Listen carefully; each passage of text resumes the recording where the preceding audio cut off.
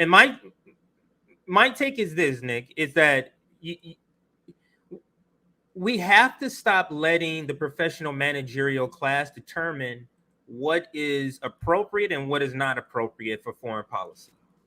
We see what they are. We see how they're, progressives, except for Palestine. And I see Marianne Williamson as one of those people.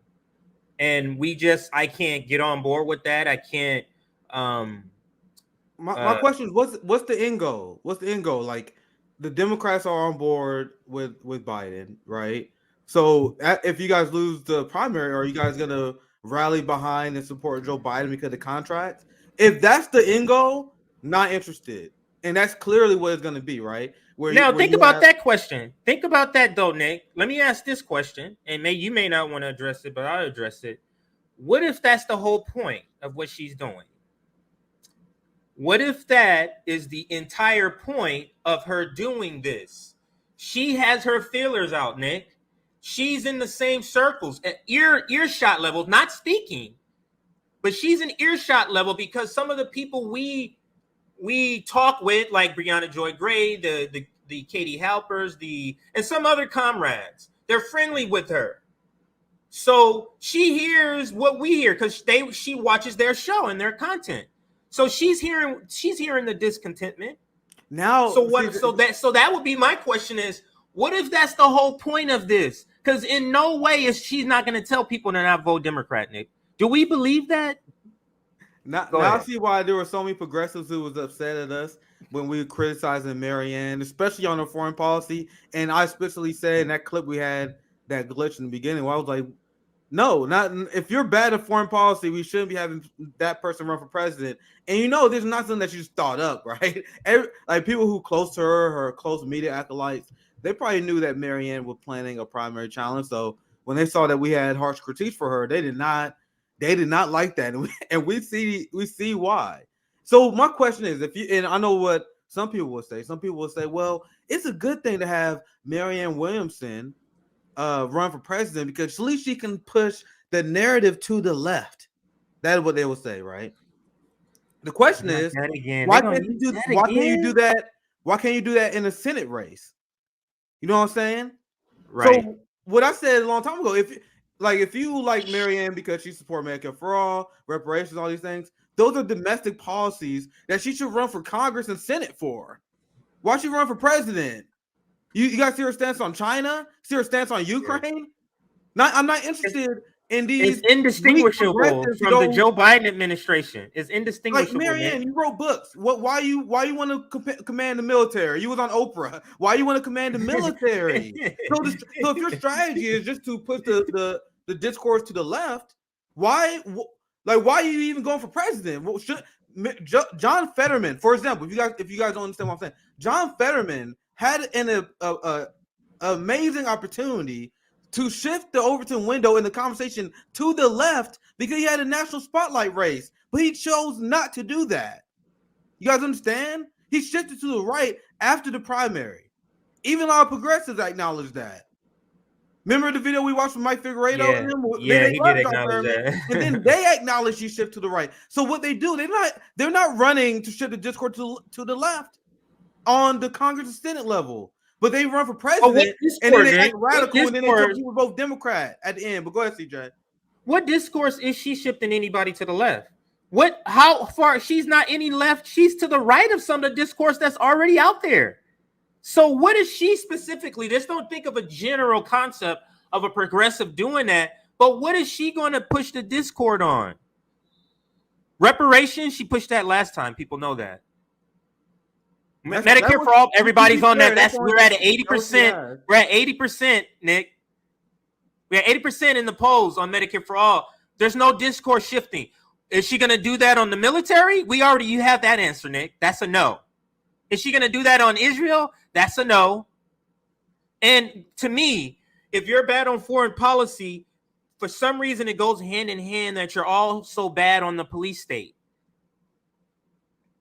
And she's bad on the police state.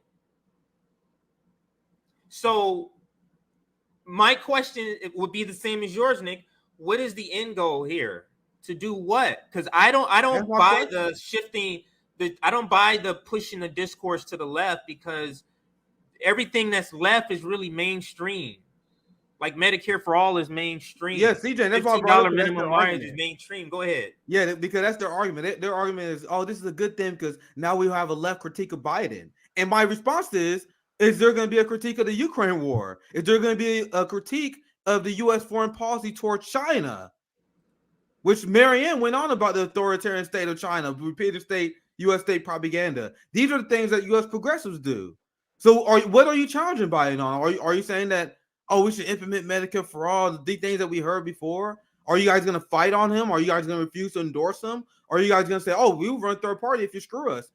If you guys do that, then I'm like, okay, now things are getting interesting. But there's no end goal here. And the reason why I support third parties, because we need to challenge.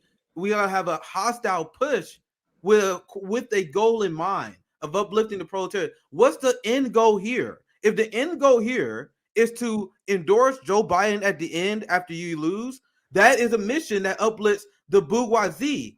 That is the mission that uplifts the Democratic Party, not the working class. So let's see how she plays this.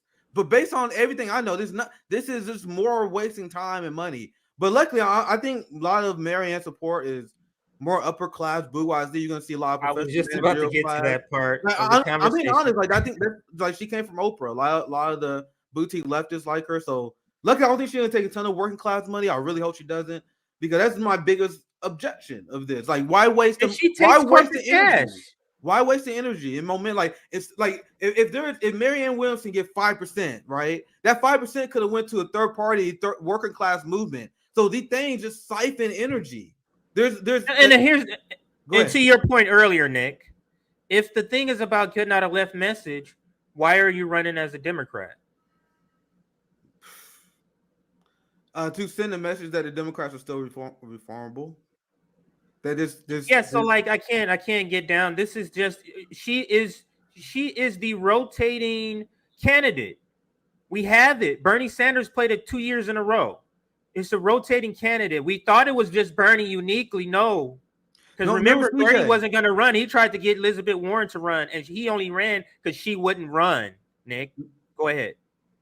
I wonder if she was like anointed, because remember the question we had months ago? Well, we was like, why is there this push of Marianne? Like, there was like a very big, like, progressive media push of Marianne Williamson. And we thought that was weird a few months ago, remember?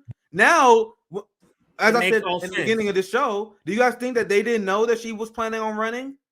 That you think Marianne Williamson woke up 2 weeks ago like, oh, I think I'm gonna run president? No. She released some videos seeing how her remember Seize the Day, back when Seize the House, when she had that event for progressive Democrats called Seize the House.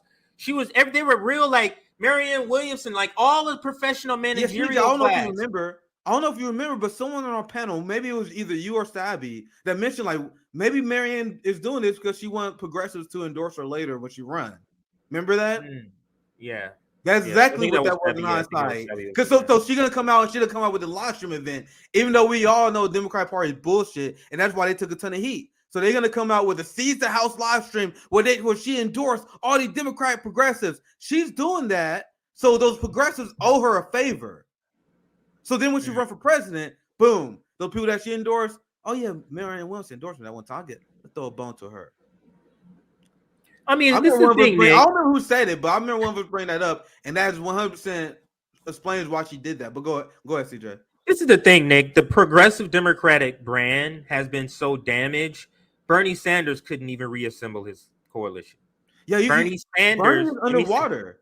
For the first time. Bernie Sanders could not reassemble his coalition. So really, Marianne Williamson is getting less than that. Like, she's not going to reach those people. And this feels like a Elizabeth Warren sort of candidate. This is just a theory, because I have nothing to really prove it. So this is just theory. My theory is that this was supposed to be Nina Turner. Nina Turner was, and remember, you got to think about the DSA progressive mind. So they was assuming, or at least hopeful, that Nina would be Chantel Brown. And then as a congressional candidate, she will then run against Joe Biden. But Nina Turner brand has been really severely damaged, especially after 2 straight losses. So now Marianne Williamson was the backup.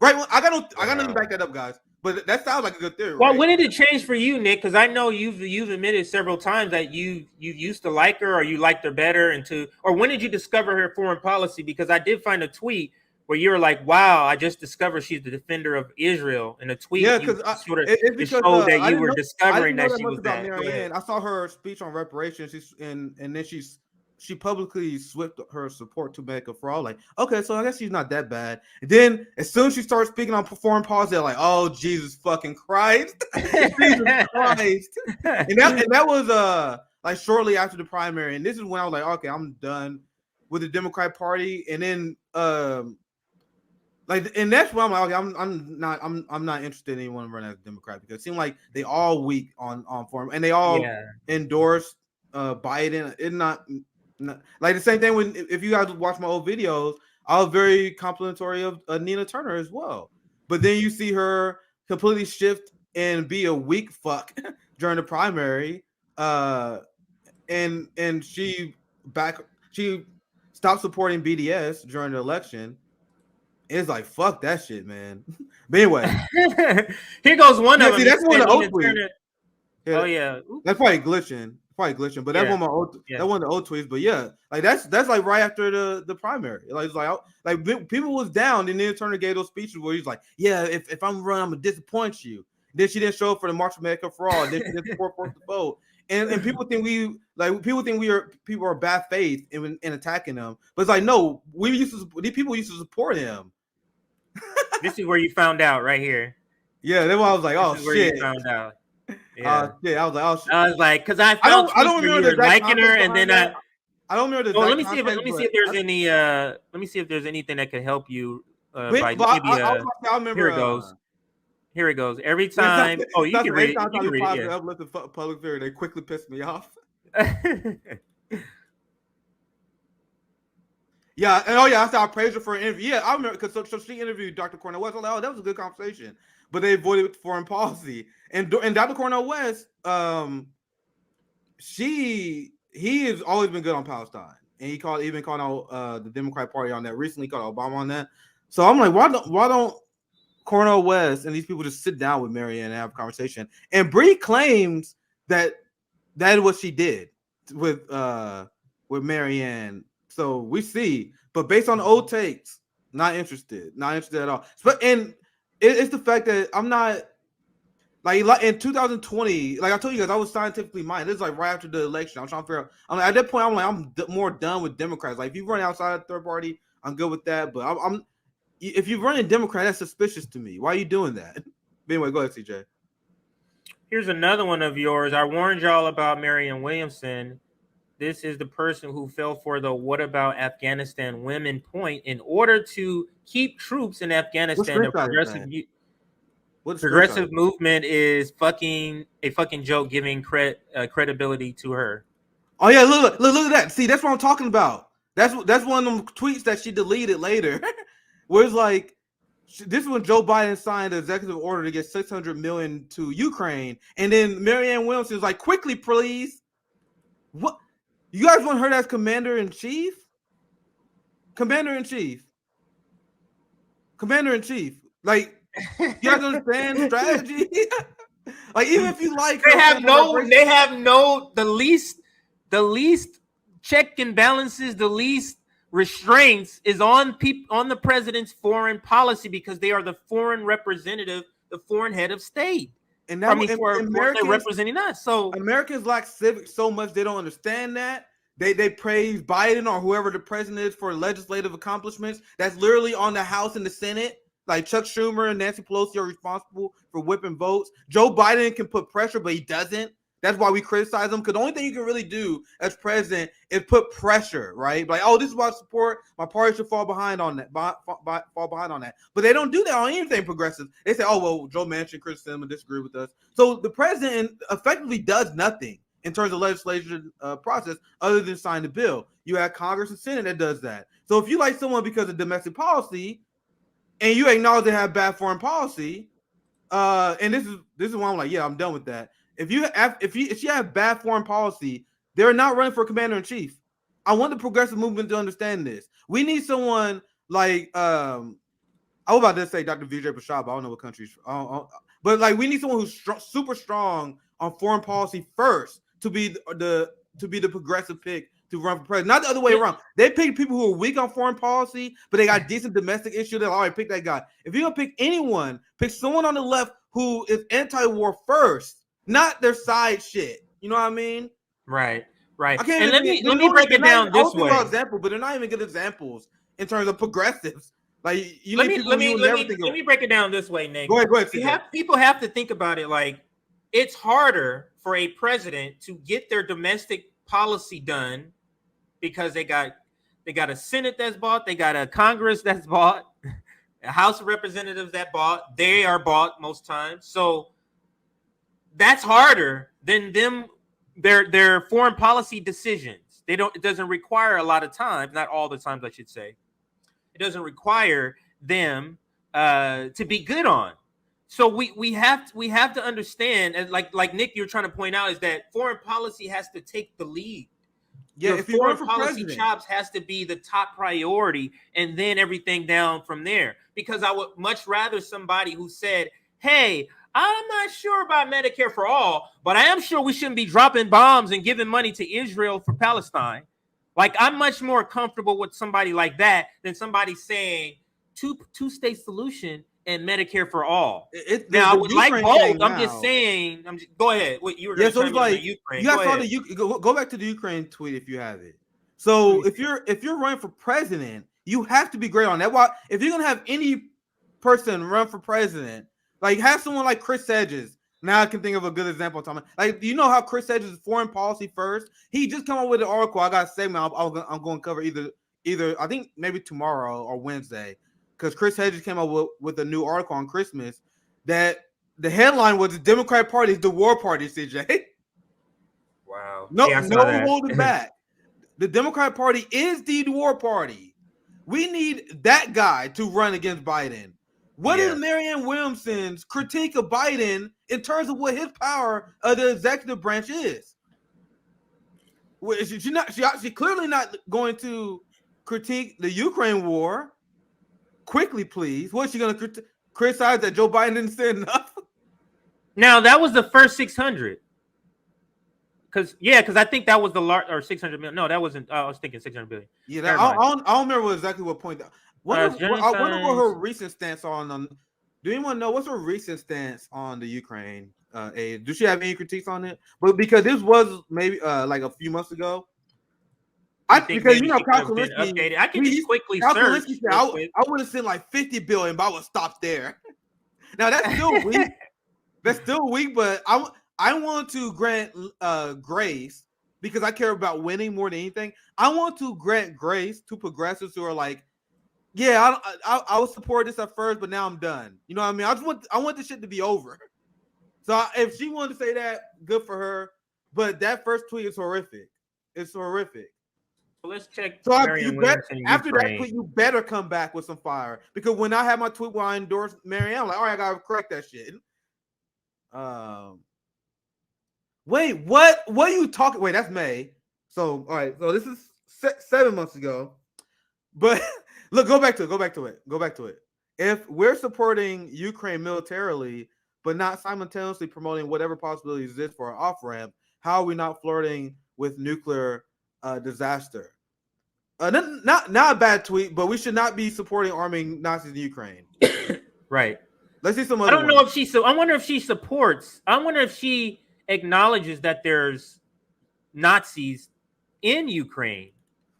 Because could you support both? Could you support sending money and let's see this? Constantly allocating more money for Boeing, Northrop Grumman, and Raytheon may or may not mean more help for Ukraine. Oh, so close. So close. The same foreign policy experts, the same quote-unquote foreign policy experts that perpetuated the disasters in Iraq and Afghanistan are parroting the same absurdities that more military spending saves the day. So it looks like she did start to question that more. Will she challenge Joe Biden on that though? Because now, once you go up, it seems like she had the same position that Kyle Kalinske and them had. She was okay with the funding to a certain degree, and now she's like, okay, it's an 8. is getting high. Now she started asking questions. You guys know, and I got some more Ukraine stuff for you guys later. We sent more to Ukraine than the Russians spend on their military every year. What? Can someone explain what the fuck? What the fuck? So how much money do you guys need? We already sent you guys Russian entire military budget. So and then she said may or may not. See, that's the thing. You're so close. Just say it does not. Go back to the other tweet if you can find it. But she said providing this endless money may or may not benefit Ukraine. Here, let me get it right here. Let me go back to it, and then go up. Was it this one? The original. Yeah, that one right here.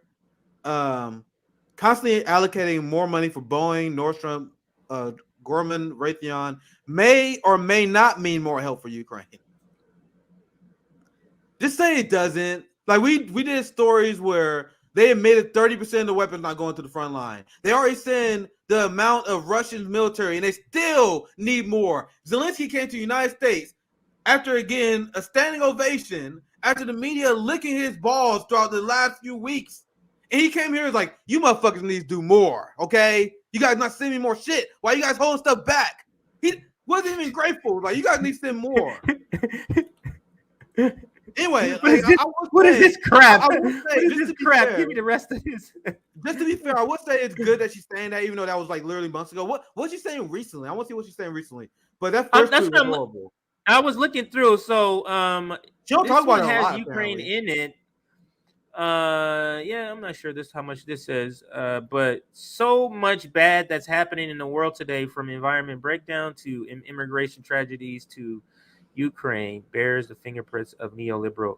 So this is what she's doing. She's trying to build her left isms within the people, and this is what you do. You give the right critique, but then the medicine is the same thing that got you the problem. And let me give you an example. It's like I'll be very interested in Marianne Williamson going on independent media and answering questions about the Ukraine war, because she tweeted. But what independent media is going to ask her those questions? Yeah, I need someone to ask her, will you support ending Ukraine aid? Because that's when we will really see where she lies, right?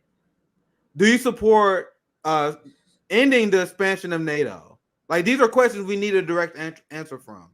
But let's see, is there any more recent ones? Because these are all in April, May, like 5-6 months ago. Like, is there any, like, did she stop talking about it? Oh, click on that.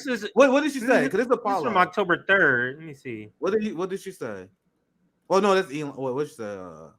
She responded to Elon. Let's go to Elon's first question. Okay, so I wonder why she responded to this. Please don't tell me she put her foot in her mouth here. Let's try this then. We did not see this before. Because I've never seen this poll. The will of the people who live in the Donbass, Crimea, should decide whether they're part of Russia. And then vast majority. I remember seeing this. Like, this is 60%. When 60%.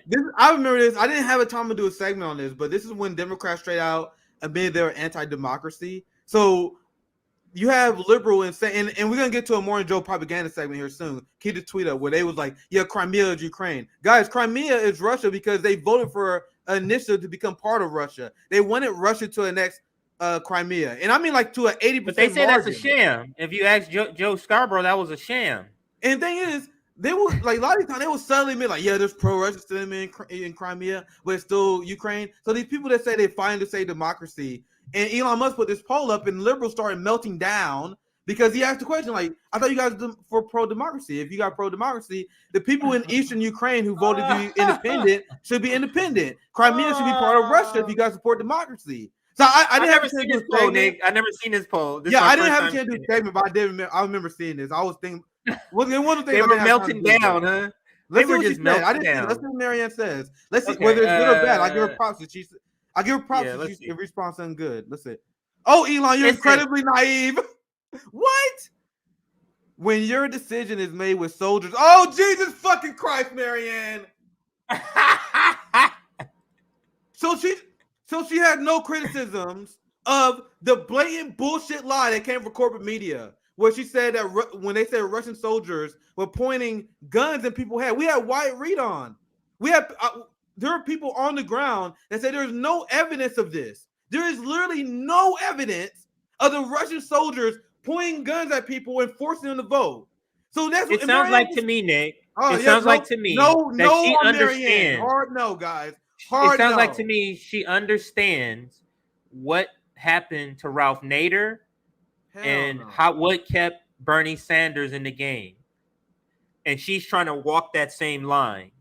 That's what she's saying. Oh, I'm staying clear away from war, and I'm buying whatever tag everybody's saying, whatever they're saying about war. I'm all for it. So that is the thing that is the deal she's decided to make with this thing. She said, I'm selling my soul, and I'll go ahead. I'm selling it out for war, but everything else I'm going to be good on. So to her, I'm better than everybody else because at least I'm only selling you out on war and not everything else. This is why I say I want to see recent tweets, because in April and May, she had it still wasn't exactly on point, but I would say it was further than the average average NATO leftist would go. You know what I mean? Like Voss was all in, Cenk was all in, Sam was all in. Remember when Cenk was like, "We need to fight and die for Russia, we need to fight." So I would say she was slightly to the left of that. But then what happened recently? Because this tweet is horrible. So I don't know, man. Is it a pivot? So if you're one of the people that think Marianne is a good faith actor, like once again, friend of the show, Bree, like Brown Joy Gray, she thinks she is. You guys need to have, if you think she is, you guys need to have a conversation about Ukraine with her. You need to have a conversation with Marianne about China. Like these takes you cannot have if you're going to be the progressive challenger to the presidency of the United States. Like that's a very big issue. Look what this person says.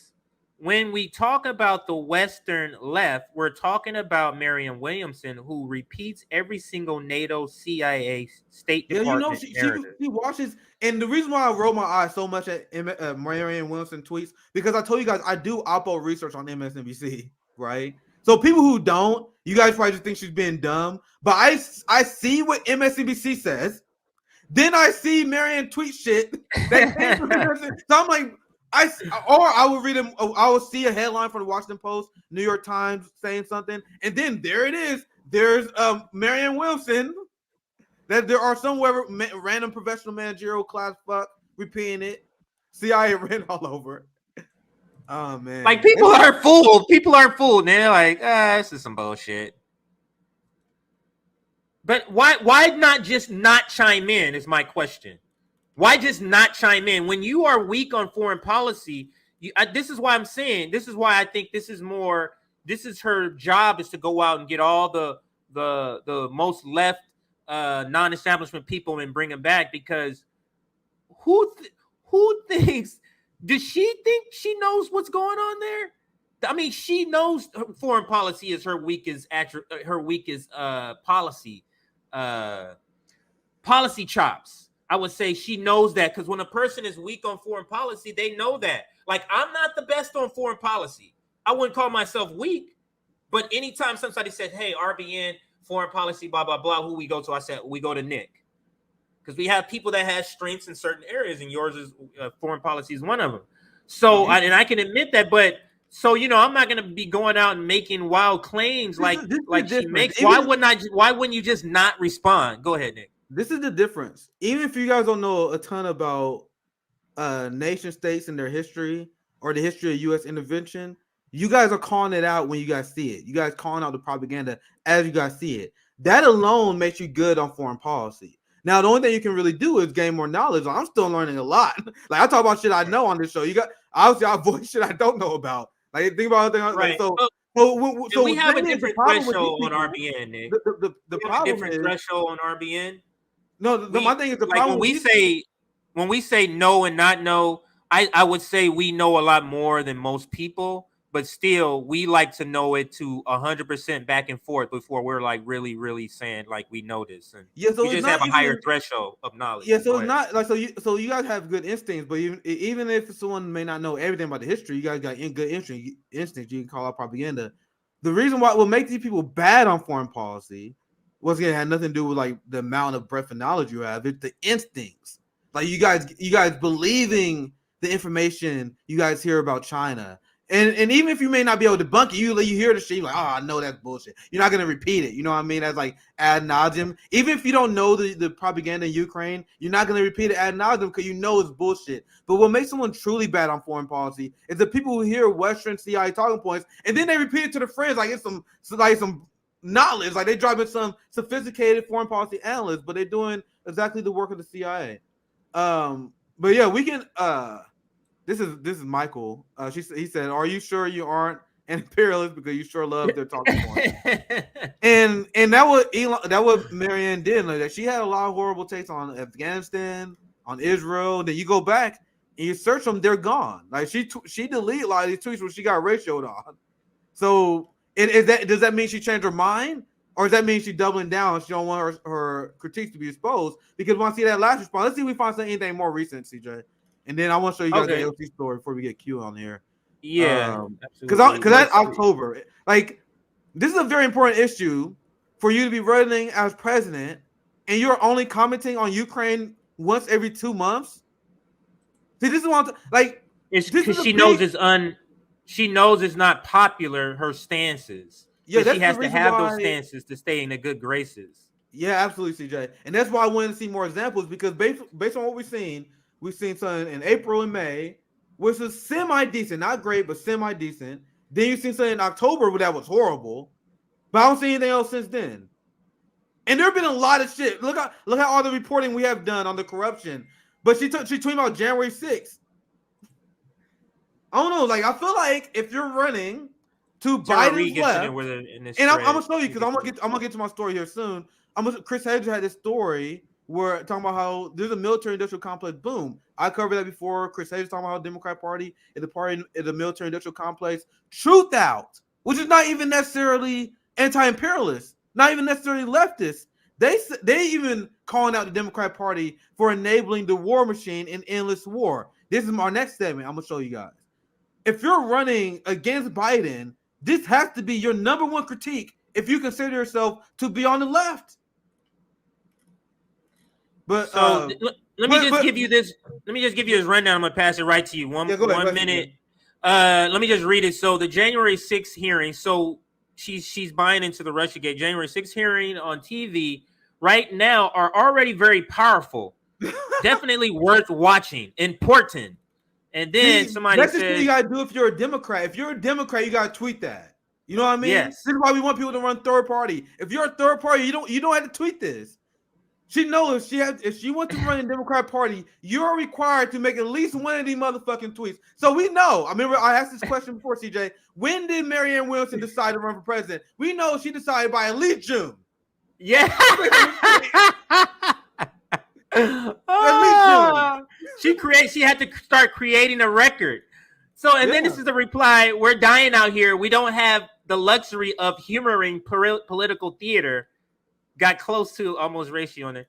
And then she says, I understand why you feel that way, but that's not what this is. What great explanation. Amazing explanation there. Tara Reid, the GOAT chimes in. Yeah, she chimes in. She said, to healthcare. Sorry, CJ, but I live in ways. Go ahead. No, you read it. Go ahead. End food insecurity, eliminate warmongering and spending. Marianne Williamson, your shift right to the Dems is a disappointment. And guys, the people who are on Twitter, if you're off Twitter, I see that some of the confusion when people are like, well, I don't know what you're talking about. Because also Marianne has been caught, and I saw some people in the comments say, yeah, we need to start screenshotting because she has been caught deleting tweets where she get ratio bad when she has bad foreign policy. Yeah. So people who see this stuff like Tara, like people who follow what she actually put out there, like there's been a noticeable shift to the right. And that's what she's talking about here. We do not want this craven attempt by Dems to distract from utter failure and corruption. Yeah.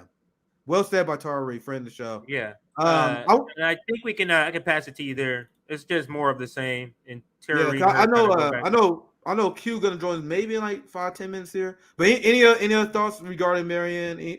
Any other things? No, that's it. We can take because my next story is also relate to this because we like to tie things together on. Yeah, a lot of the stories are connected today. But go ahead. That's why this one bounced right off this one because we talking about if you're gonna challenge Joe Biden, and if you repeating Ukraine propaganda, what are you really critiquing him on?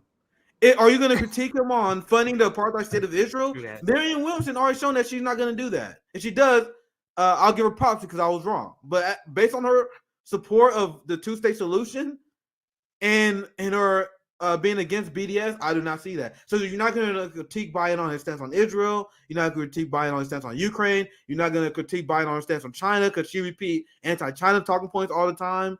So why are you running as a progressive challenger to the executive branch? That is the point I want to drive home to you guys, because Americans have no idea how civics and strategy works.